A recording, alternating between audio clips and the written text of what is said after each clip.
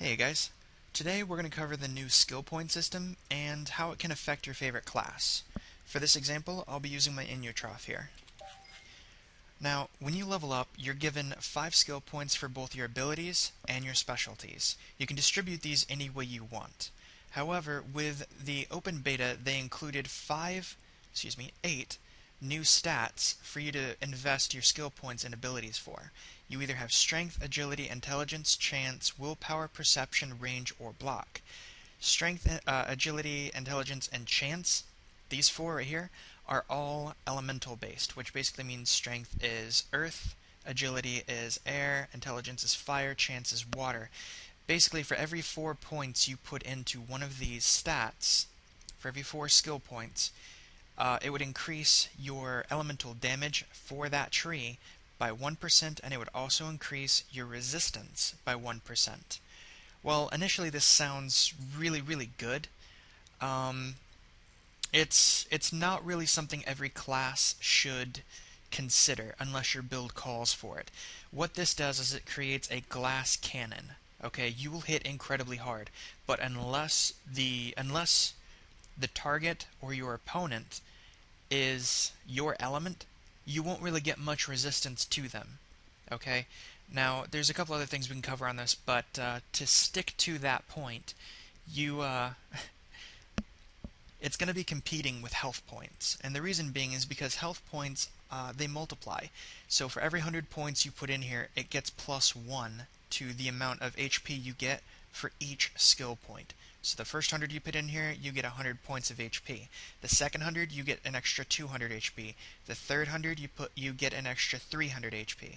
Okay, so at level 60, if you've invested all your points into this, okay, all 300 skill points, at level 60, you'll have 600 bonus HP.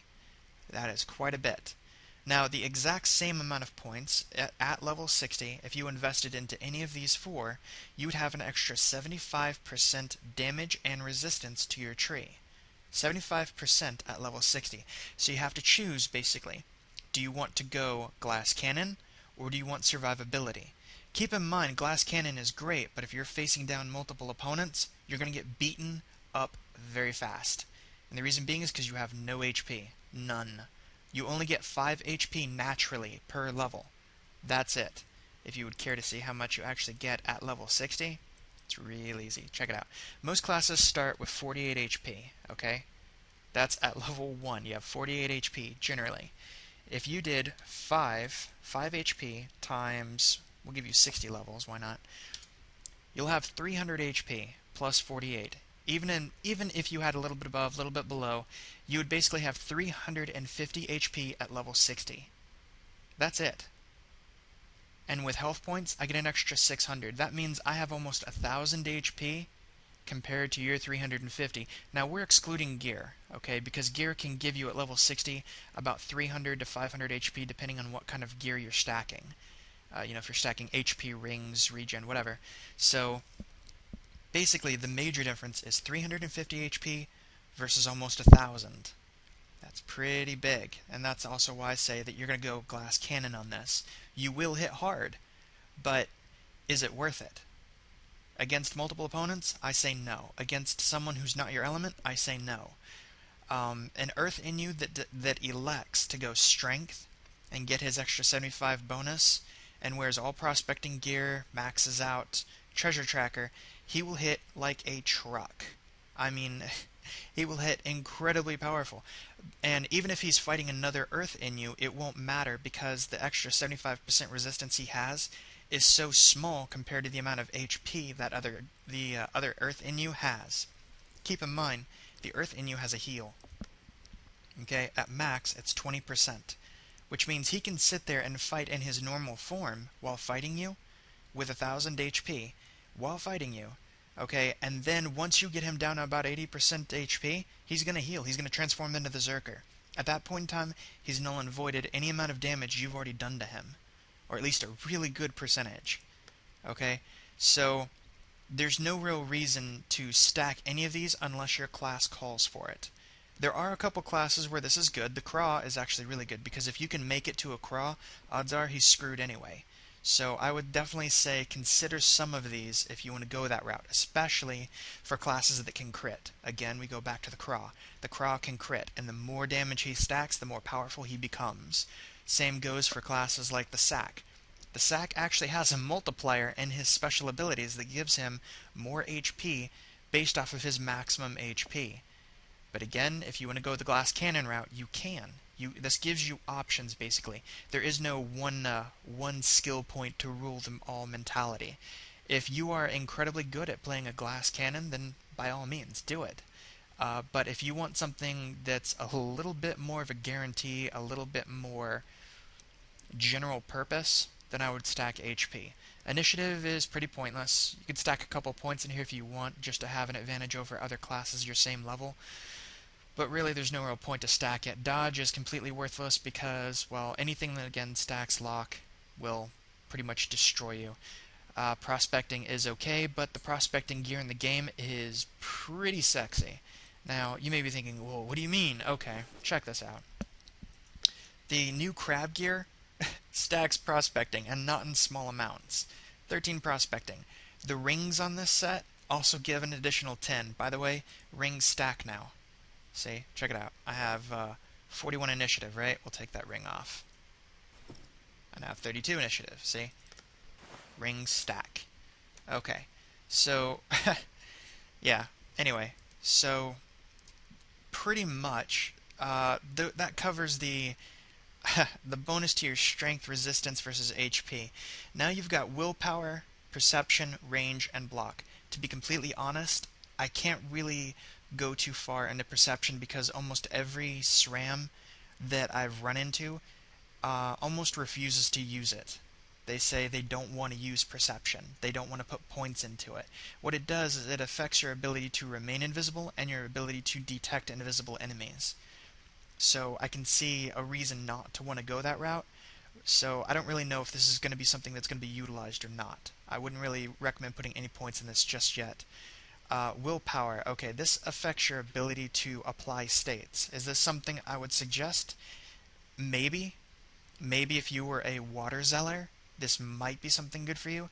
But the water zealot is so limited to his dial, I'm not really positive it's something that you would want to put your points into anyway, especially because they have, whenever you remove an AP from your target, they get 30% resistance to you trying to remove another one.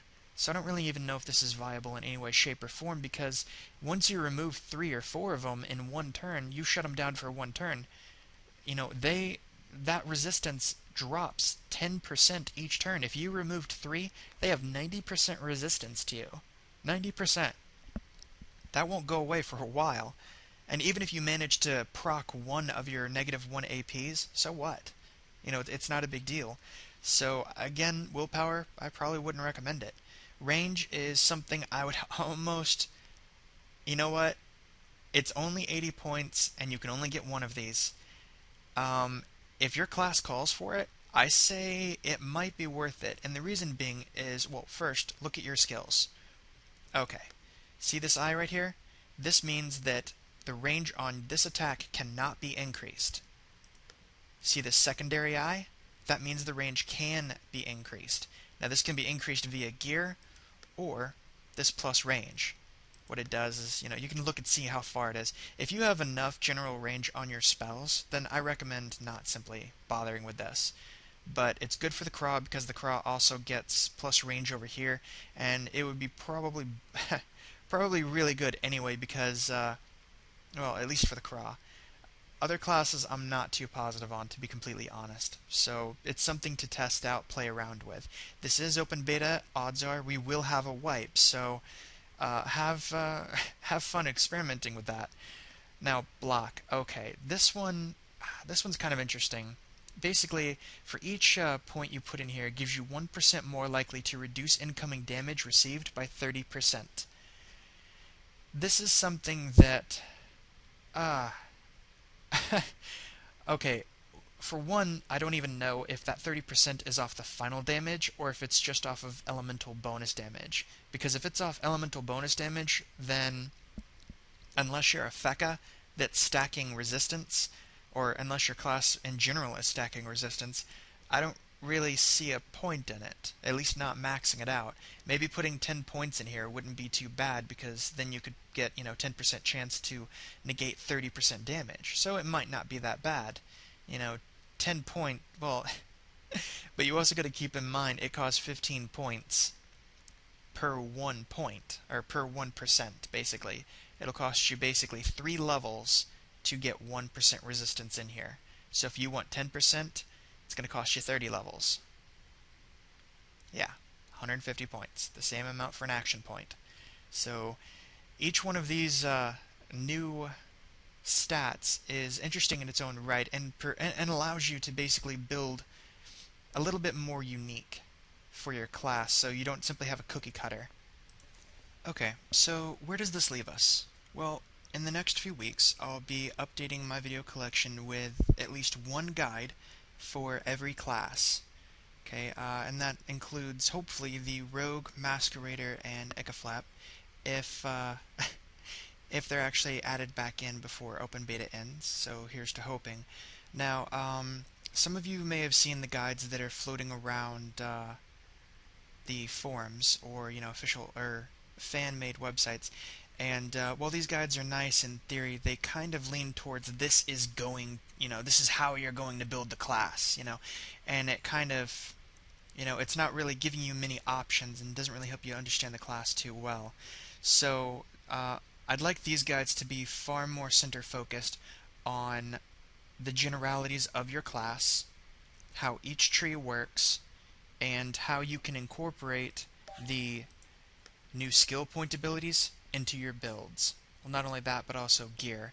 So I'd like it more to be of a how your class works type of guide than simply just how to build them, because let's be completely honest, there's a bunch of different ways to build them. The Inutroph is a prime example of this, in the fact that you can stack HP and be a tanky DPS. You can stack strength and basically be that frontline runner that goes in there next to the IOPS and the sacks and just wants to beat the crap out of people. High risk, high reward. Or you can be utility spec and go complete prospecting along with treasure tracker and prospecting gear and just be that utility. Be the guy sitting in the back that's looting everything and laughing maniacally, as he counts all of his karma.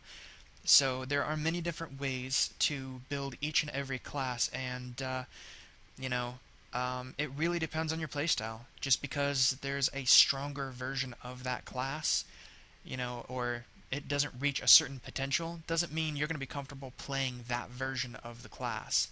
The Inutroph is, of course, a loot class. A lot of people play him to be a looter, to be a loot whore.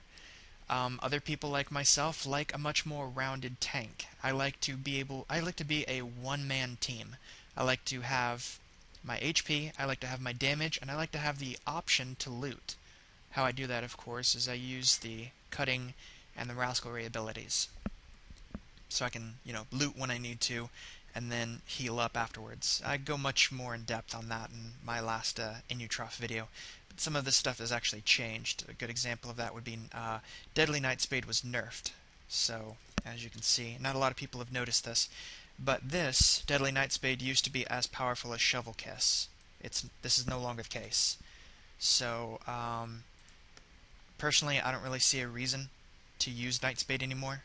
My combo was actually shifted to Shady Shovel and 3 Killer Spades. That's 3, 6, 9. As long as you cast this first, it only costs 4 because you get 1 point back. So if your target isn't moving with Earth Gear, then you'll cast this first. That costs 4 on top of 3 more of these. That's 9. That's 13 MP. Yes, that is actually very easily achievable. Believe it or not, it actually is, because you can convert AP and MP, and there's items in the game that give move speed incredibly easy, and they do stack with the AP items. In other words, they don't conflict, So, you can wear boots and you can wear the gel ring, that sort of thing. They don't really conflict.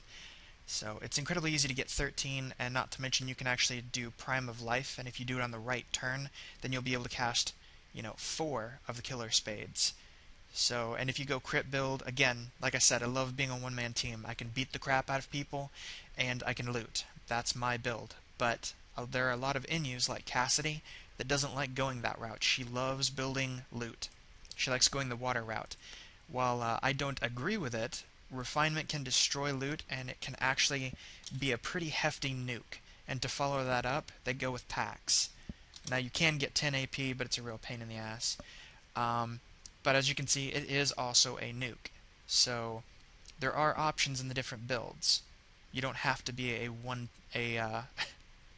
cookie cutter, I guess. So that's hopefully what my guides will focus on, and mainly because these things will change. When it comes to open beta, when it comes to launch, I wouldn't be surprised if the classes keep changing. You know, WoW has been around forever, and classes change on the fly.